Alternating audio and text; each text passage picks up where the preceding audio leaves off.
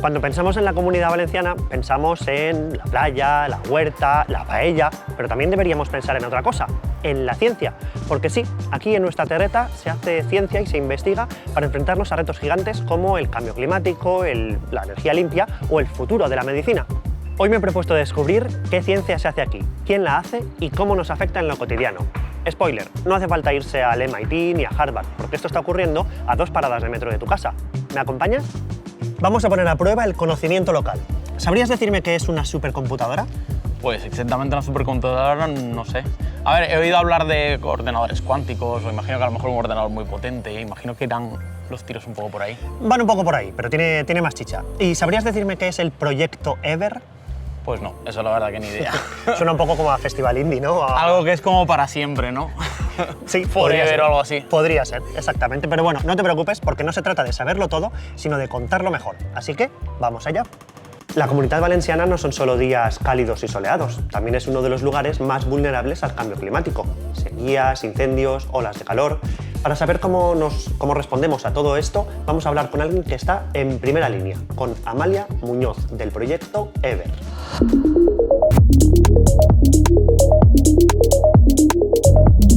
Amalia, para empezar fácil, ¿qué es exactamente el proyecto EVER y por qué es importante aquí en el Mediterráneo?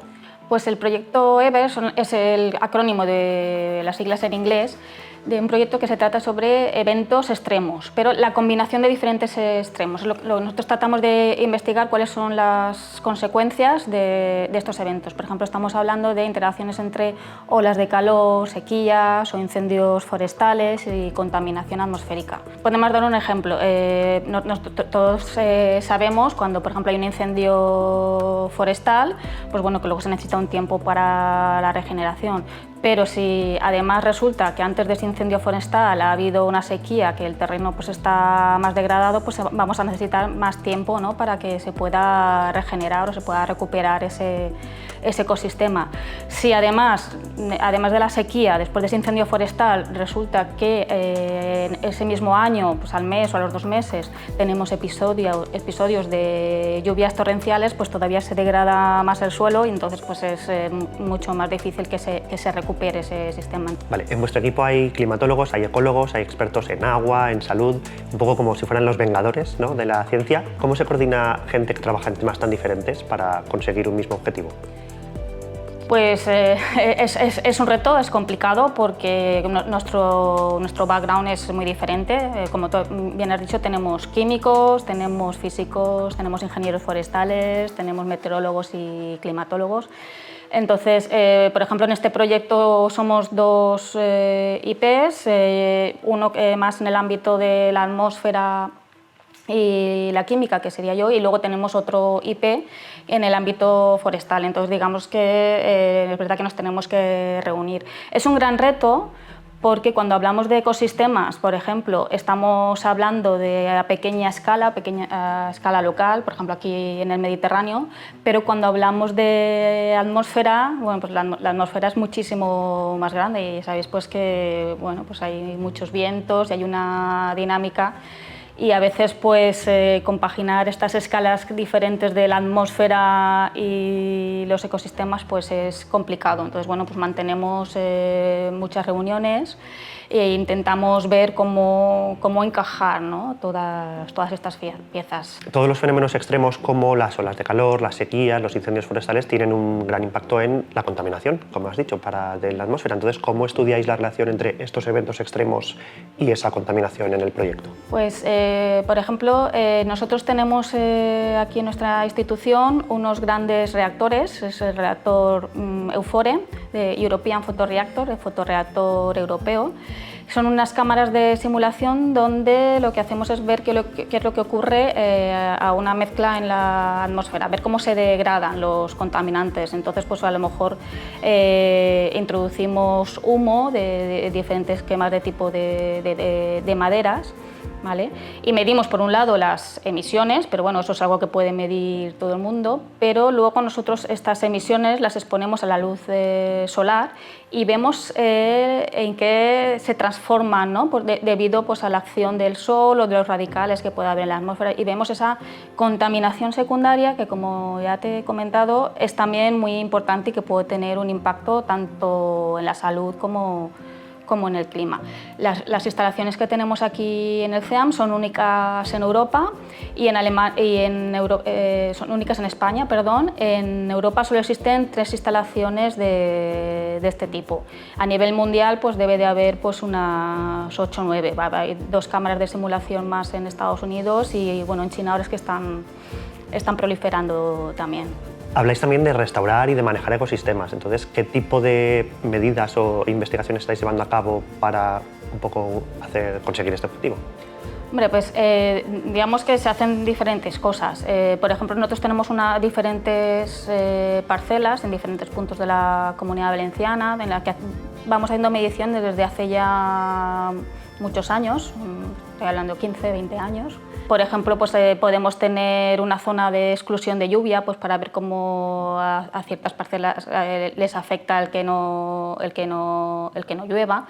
Evidentemente, muchas de estas parcelas están en lugares donde ha habido incendios forestales y entonces, digamos, vamos haciendo un seguimiento. Estas medidas in situ las combinamos también con medidas de satélites o incluso también con drones, ¿no? Entonces, digamos que vamos comparando y teniendo en cuenta qué es lo que ha ido ocurriendo a lo largo de todos los años con cómo ha ido regenerándose.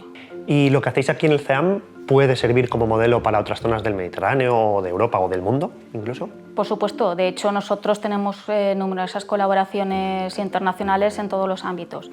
Si hablamos de meteorología, pues al final pues tenemos no solamente lo que ocurre aquí en la Comunidad Valenciana, sino toda la zona mediterránea.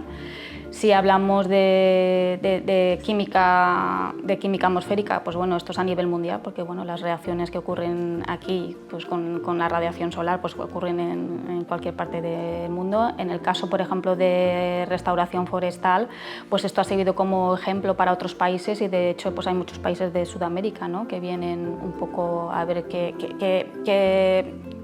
estamos haciendo, ¿no? Para poder ellos aplicarlo allí. Además de investigar, también transferís todo este conocimiento a políticos y gestores, ¿no? ¿Cómo se hace para traducir la ciencia para que llegue a los políticos sin perderse en el camino?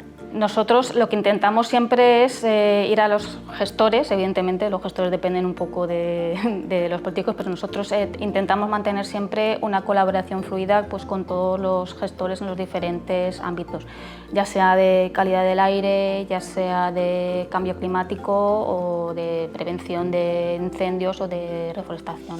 Entonces, intentamos siempre mantener esa interacción con estos gestores de manera que luego pues, esto llegue también a los políticos. ¿Y qué podría hacer la ciudadanía para ayudaros en esta lucha contra las olas de calor, incendios, inundaciones, etcétera? Sí, hombre, lo primero es que la ciudadanía debería estar concienciada. Sí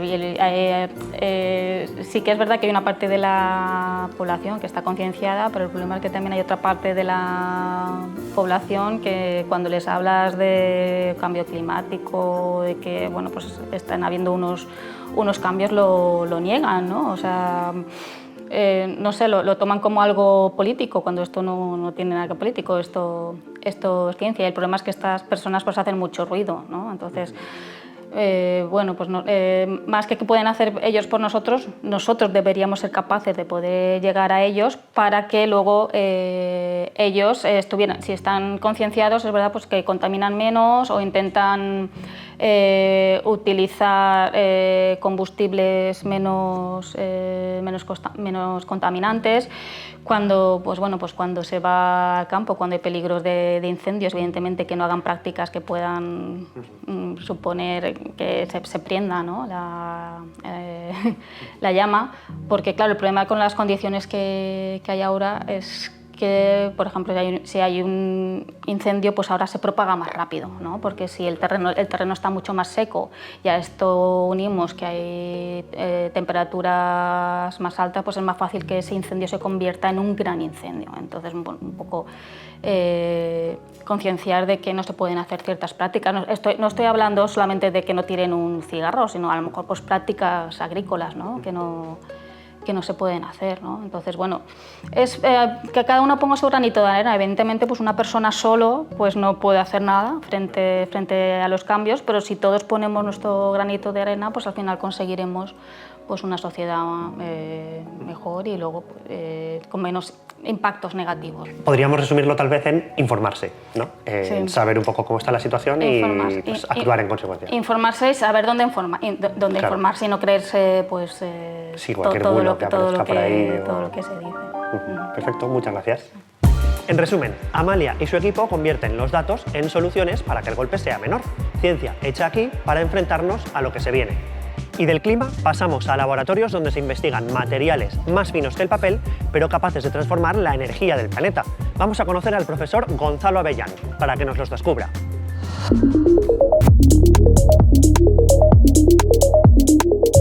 Gonzalo, ¿qué investiga tu equipo aquí en el Parc Científic de la Universidad de Valencia? ¿Cómo es eso de materiales capaces de cambiar el mundo? Aquí en la Universidad de Valencia trabajamos en la química y en la física de unos materiales que se llaman bidimensionales. Nuestro grupo se llama 2D Chem, viene de química en 2 dimensiones, y básicamente lo que hacemos es, de entre todas las familias de materiales que hay unos muy interesantes que tienen una estructura en láminas que muchas veces se parecen a una lasaña, y lo que hacemos es jugar con la química para modular las propiedades de esos materiales. Y son muy interesantes porque tienen un rango de aplicaciones enorme. Muchas de ellas en energía, tanto para almacenar energía, imaginad un electrodo, una batería, o para producirla, imaginar un catalizador que puede servir para producir hidrógeno. En vuestro trabajo aparecen nombres, ¿no?, como nanomateriales o hidrógeno verde. ¿Cómo podrías explicar estos conceptos de forma sencilla? Los nanomateriales al final son materiales iguales que los que vemos cada día, pero que trabajan en el rango de los nanómetros. Un nanómetro es 10 a la menos 9 metros, es algo extremadamente pequeño. Y un material puede ser una partícula esférica de esas dimensiones, o puede ser un material tridimensional que lo podemos tocar con nuestras manos, pero que a la hora de fabricarlo se ha trabajado nanoestructurándolo, es decir, componiéndolo teniendo en cuenta que las partículas se acoplen en esa escala de los nanómetros. Y esa estrategia de controlar con una precisión tremenda al rango de los nanómetros permite hacer materiales que pueden tener propiedades, por ejemplo, catalíticas, más avanzadas, mejores que otros materiales que no tienen esa nanoestructuración.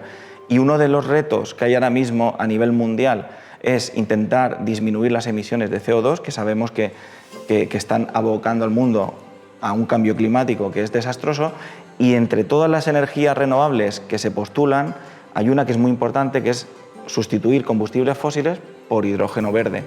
Y hay catalizadores que son muy eficientes para producir este hidrógeno verde, que se consiguen nanoestructurando metales. Por lo que me cuentas, estáis buscando estos nanomateriales capaces de transformar cómo generamos y almacenamos energía, ¿no? Y además habéis querido un poco dar el paso a la empresa con la spin-off Mateco que habéis fundado. ¿Por qué era importante dar este salto? Bueno, y al final, desde que era pequeño, siempre había recibido el mensaje que trabajando en España era muy difícil emprender o conseguir una tecnología como la que solíamos importar del extranjero, ¿no? Entonces siempre había tenido esa pulsión emprendedora de intentar trasladar algún descubrimiento del laboratorio a la sociedad. Precisamente cuando descubrimos que un material de estos pequeñitos que hacíamos en 2 dimensiones, con metales abundantes, era capaz de catalizar la ruptura del agua en hidrógeno y en oxígeno mejor que metales preciosos como el iridio, el platino, el rutenio, enseguida nos dimos cuenta de que eso tenía un potencial importante porque eran mucho más baratos y eran igual de buenos o incluso mejores. Entonces de ahí surgió un poco la idea de crear una spin-off, una empresa de base tecnológica. La fundamos en la Universidad de Valencia, se llama Mateco, y en los últimos 2 años ha crecido muchísimo y nos ha permitido colocar estos catalizadores en multitud de países del mundo. En vuestro equipo trabajáis perfiles muy diferentes, ¿no? Químicos, físicos, ingenieros, empresa. ¿Cómo hacéis para hacer la ciencia en versión multijugador? Sí, el equipo es totalmente multidisciplinar. Sí que es verdad que el origen del grupo, como digamos el core, viene de la química, pero tenemos químicos que están complementados con ingenieros, con físicos, y luego tenemos un poco de biología, un bioquímico y una biotecnóloga. Has comentado que una parte muy importante de vuestro trabajo es con los materiales bidimensionales, como puede ser el grafeno, por ejemplo. ¿Qué los hace tan especiales? El grafeno es que fue el paradigmático, el primero, ¿no? El que se descubrió, y él abrió la puerta a un montón más. Al final, empezó todo como algo muy fundamental. O sea, cuando se descubrió el grafeno, había gente que hacía estudios teóricos diciendo que el grafeno no podría existir, que termodinámicamente no sería estable, que si alguien lo aislara se descompondría. Cuando lo descubrieron fue como un shock y abrió una ventana a una física increíble. Entonces, cuando te abordas ese tipo de materiales tan interesantes, que pueden ser más conductores que el cobre, más duros que el acero, transparentes, pero al mismo tiempo servir para endurecer un cemento, por ejemplo. O sea, cuando tienes ese rango de propiedades que son tan fascinantes, desde la química lo que se pretende es ¿cómo puedo hacer yo esto a gran escala? Bueno, hemos mencionado muchas palabras, ¿no? Catálisis, también investigáis temas relacionados con magnetismo, los nanomateriales, etcétera, etcétera, los materiales bidimensionales, que todo esto puede sonar a la gente un poco como ciencia ficción, ¿no? ¿En qué puede notar la gente de a pie todo este tipo de investigaciones ahora o en el futuro cercano? Yo siempre cuento que yo cuando hacía la tesis doctoral yo trabajaba en el magnetismo de materiales laminares, pero a temperaturas bajísimas, a 2 Kelvin, súper bajo, y no había un horizonte de aplicación. Era muy difícil contarle a alguien para qué estaba haciendo eso. O sea, estoy estudiando el magnetismo de un hidróxido doble laminar para ver si los espines se frustran o no. ¿Y para qué sirve eso? No lo sé. Estás empujando un poco las fronteras del conocimiento, ¿no? Ciencia pura y dura fundamental. Pero de repente aparecen unos artículos que dicen que esos mismos materiales que estábamos sintetizando durante mucho tiempo para hacerlos puros, perfectos, podían valer para una aplicación que esa sí que es muy fácil de entender. Producir hidrógeno súper barato, sin usar metales preciosos, en condiciones alcalinas. Entonces, de repente el salto era inmediato, porque tú sabes cómo hacer el material. Había que aprender las tecnologías para poder aplicarlo en el tratamiento del agua y poder hacer la ruptura del agua, pero el material lo tenías. Entonces, ahí es fácil de entender. O sea, tenemos unos materiales que se diseñaron pensando en el magnetismo, para una aplicación muy física, muy de nicho, que de repente son muy útiles para una aplicación que socialmente tiene un impacto no de aquí a 10 o 20 años, sino a día de hoy. O sea, que ya se está produciendo hidrógeno con estos catalizadores. Es un poco, por lo que me cuentas, la serendipia de la ciencia, ¿no? De que pues hay que explorar todas las posibilidades porque nunca sabes de dónde va a salir algo tan revolucionario como todo esto. Tal cual. O sea, si alguien me dice a mí que el primer día que voy a hacer la tesis voy a acabar trabajando en un electrolizador, diría, ¿de dónde? ¿No? ¿Dónde está la conexión? Pero es que la ciencia funciona así. O sea, uno intenta predecir, hace una hipótesis, digo, voy a trabajar en los próximos años en este proyecto, en descubrir tal material, tal, y casi siempre que hay algo interesante, no lo habías tenido en cuenta, aparece por el camino y yo creo que la clave es en no dejar pasar esos trenes, ¿no? Ves esa oportunidad y aunque te resulte un poco ajena a tu campo, seas capaz de girar, de pivotar, ¿no? Dicen en el mundo también de las startups, y entonces probablemente ahí es donde aparezcan los fenómenos más interesantes, mucho mayores que los que uno predice, ¿no? Cuando hace una hipótesis. ¿Crees que el hidrógeno verde puede realmente llegar a ser una alternativa a los combustibles fósiles o aún queda mucho trabajo por recorrer? Yo estoy firmemente convencido de que sí. Lo que pasa es que normalmente la gente piensa en criterios de blanco o negro. O sea, esto no es de repente desaparecen los combustibles fósiles y se sustituye todo por hidrógeno verde. O sea, lo que se habla es de un mix energético. O sea, habrá distintas fuentes de energía porque no todas son igualmente, no son adecuadas para todas las aplicaciones.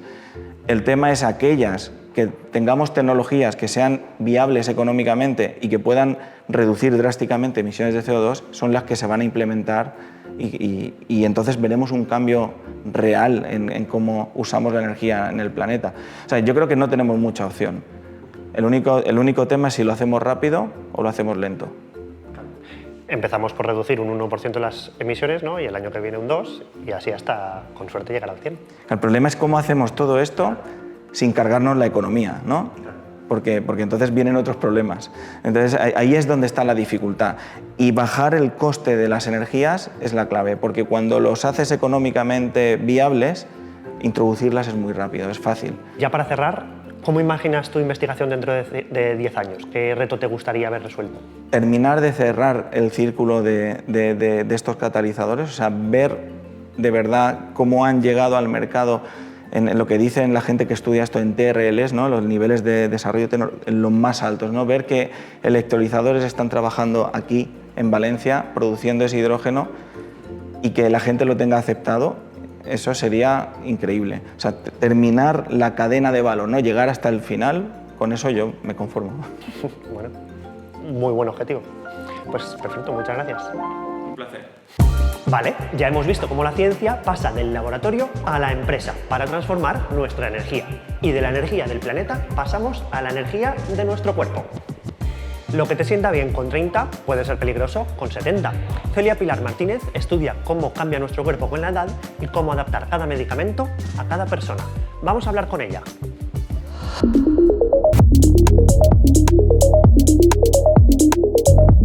Celia, tú investigas cómo reaccionan los medicamentos ante el envejecimiento, ¿no? Pero ¿qué significa esto exactamente? Pues mira, en el laboratorio intentamos entender el proceso de envejecimiento y por qué cuando envejecemos somos más susceptibles a padecer enfermedades. Nos centramos en células individuales, estudiamos las células una a una y nos centramos en el hígado y ver cómo se metabolizan los fármacos. Lo que hemos visto recientemente es que nuestro hígado está compuesto por un grupo de células cuando somos jóvenes y por otro grupo de células totalmente diferente cuando somos ya más mayores en la edad adulta. Básicamente tenemos un hígado nuevo que metaboliza los fármacos de una forma diferente. Entonces hemos visto que eso puede dar lugar a que los fármacos pues, sean más eficaces, menos eficaces o tengan algún problema de toxicidad. He visto también que habéis desarrollado nuevas metodologías como la secuenciación de ARN en muestras congeladas en biobancos, ¿no? ¿Por qué era tan necesario este avance? Nosotros nos gustaría avanzar en lo que es la medicina personalizada y eso quiere decir que tenemos que averiguar información del paciente y cuanta más pues podemos detallar mejor los tratamientos. Entonces, una forma que hay para poder estudiar la información de los pacientes es utilizar las muestras de los biobancos. Estas muestras están recogidas, están guardadas, están custodiadas en los biobancos y el único reto o inconveniente es que conforme se guardan y se congelan se pueden deteriorar con el tiempo. Entonces es más difícil poder analizarlas. Nosotros lo que hemos estado haciendo es que las tecnologías que utilizamos puedan ser adaptables a muestras que han estado congeladas y poder conseguir cuanta más información de las enfermedades en humanos. La idea es tener una ciencia más translacional y poder estos descubrimientos que hacemos en el laboratorio que lleguen lo antes posible al paciente. Has trabajado en Cambridge, en Múnich. ¿Cómo ha influido esta experiencia internacional en tu forma de hacer ciencia? Pues al final, cuando trabajas en muchos sitios, te llevas lo mejor de cada uno de ellos. Es muy interesante ver cómo el mismo obstáculo se puede resolver de formas muy diferentes y al final pues, aprendes, ¿no? a aportar soluciones, ¿no? de una forma un poco pues menos convencional. Creo que es muy enriquecedor a nivel personal y a nivel profesional. Y a nivel personal es verdad que el cambio de culturas, la diversidad, todo este tipo de costumbres que son diferentes te hace más flexible a la hora de trabajar y de adaptarte a los cambios. Y bueno, después de tu recorrido fuera de España, ¿qué supone para ti volver a Valencia y dirigir un grupo puntero en biomedicina? Es un honor, volver a casa es un honor y ahora pues me encuentro rodeada de antiguos amigos, compañeros, profesores que me han dado clase, que siempre he admirado y empiezo con mucha ilusión de montar el grupo de investigación aquí en Valencia, de poder reclutar gente con visión internacional. Ahora tenemos colaboradores tanto en España como fuera de España para seguir siendo ambiciosos y competitivos y seguir desarrollando los proyectos que llevábamos en marcha. Además de investigar, también enseñas y haces mentoría. ¿Qué significa para ti acompañar a estos jóvenes científicos en su carrera? La docencia para mí es en parte transmitir, ¿no? lo que conocemos, lo que sabemos, nuestras experiencias, pero también me gusta poder aprender de los estudiantes y estar actualizada, porque con sus preguntas y con su forma de ver la ciencia siempre te mantienes al día. Entonces es muy interesante poder estar conociendo sus inquietudes y cómo cada generación, cada año, traen nuevas preguntas y nuevos abordajes para la ciencia. Debe ser muy enriquecedor, me imagino, trabajar con tantas mentes inquietas. ¿Cómo ves el futuro de la biomedicina en manos de estos jóvenes investigadores? Se van a encontrar con muchos retos. Creo que el avance de la tecnología, la biomedicina, nuevos avances en computación, creo que esta nueva generación va a tener que ser muy multidisciplinar y aprender a colaborar y tener ese espíritu investigador, colaborador, incluso mucho más de lo que se tiene ahora. Para cerrar, ¿qué te motiva cada día para seguir investigando? ¿Qué sueños querrías tal vez lograr con tu labor investigadora? Pensamos que el envejecimiento de enfermedades crónicas están muy relacionadas. Una de las ideas que tenemos en mente que nos gustaría abordar es si podemos tratar el envejecimiento, podemos retrasar la aparición de enfermedades crónicas o enfermedades asociadas al envejecimiento. La idea es aumentar la calidad de vida de todas las personas, que puedan ser autónomas, que estén libres de enfermedades durante el mayor tiempo posible. Y por eso hacemos la investigación que hacemos. No se trata de vivir más tiempo, sino de tener una calidad de vida mejor. Os deseo suerte y ojalá llegue a aplicárseme incluso en mi vida, ¿no? Dijéramos. Muchas gracias. Personas como Celia están abriendo el camino a medicamentos personalizados que se adaptan a cada cuerpo y a cada edad. Ciencia que cuida de nuestra salud y mejora nuestras vidas. Y de biomedicina pasamos a la fuerza invisible que hace que se mueva toda esa ciencia, la supercomputación. Yo con esto apenas puedo navegar por internet, pero José Manuel Claver coordina un cerebro gigante que podría resolver en días lo que a mi ordenador le cuesta años o siglos. Bienvenidos al mundo de la supercomputación. Vamos para adentro.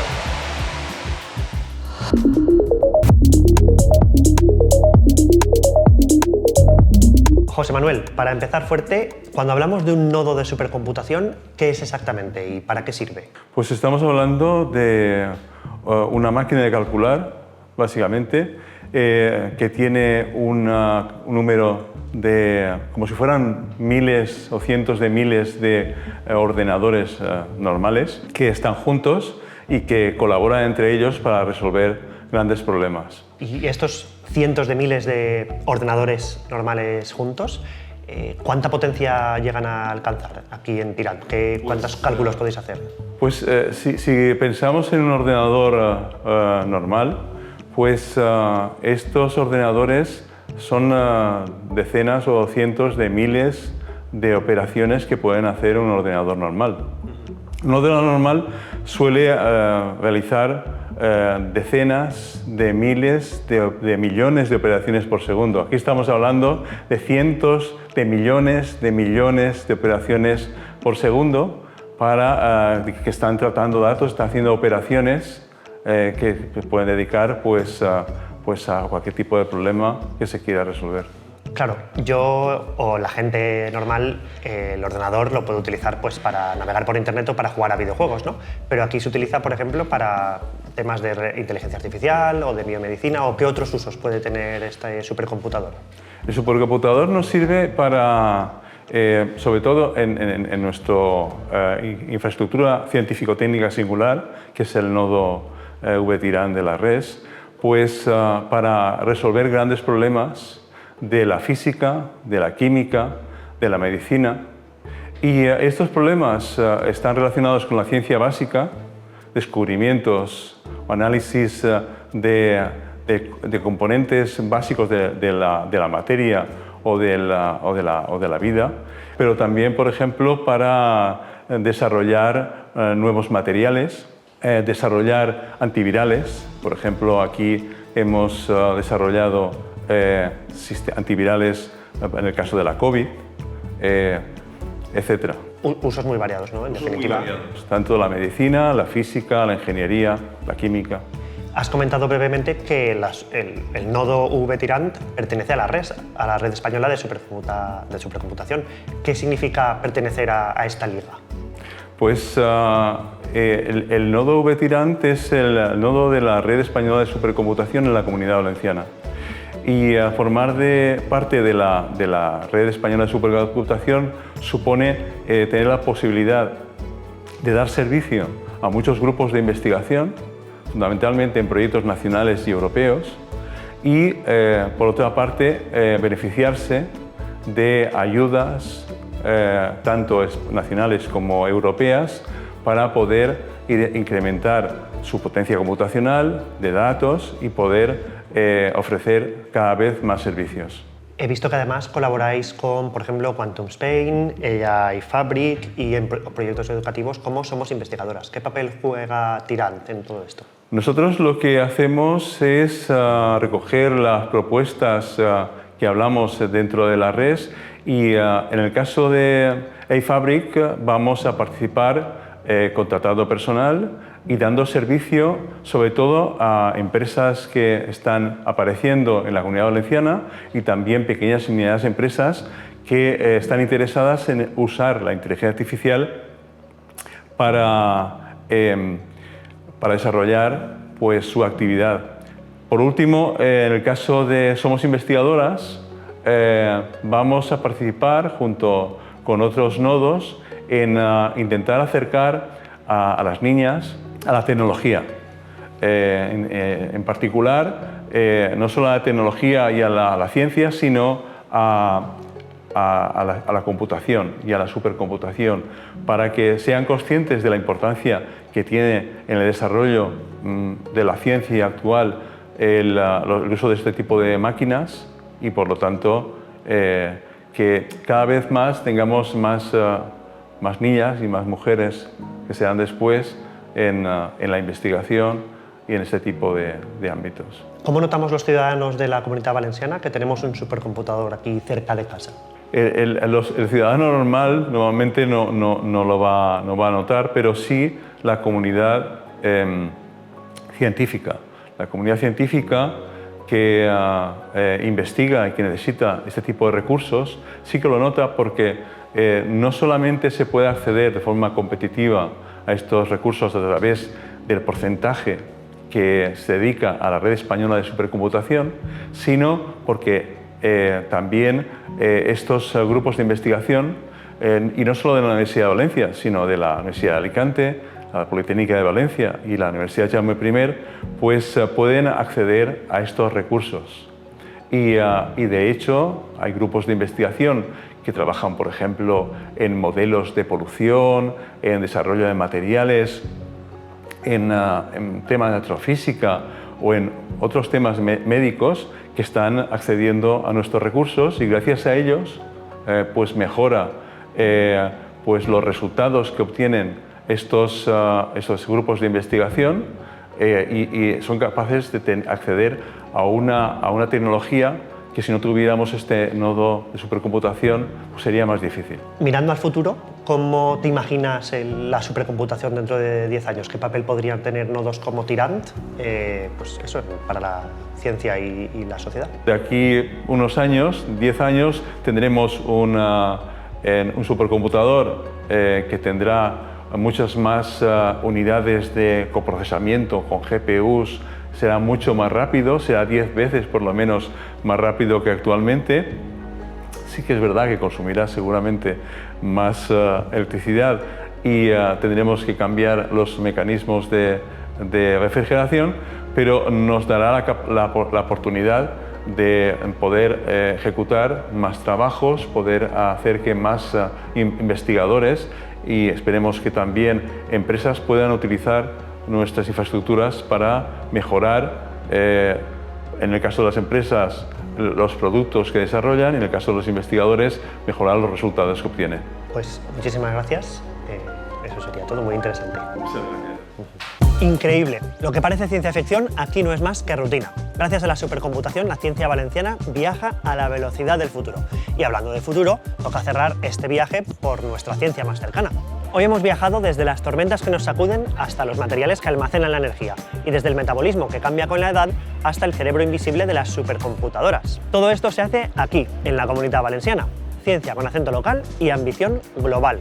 Y cuando te pregunten qué se hace en la Terreta, responde con orgullo. Aquí se protege al planeta, se cuida tu salud y se imagina un futuro mejor para todos. Esto ha sido nuestra Ciencia Talks. Y recuerda, cada avance empieza con una pregunta. ¿Cuál será la tuya?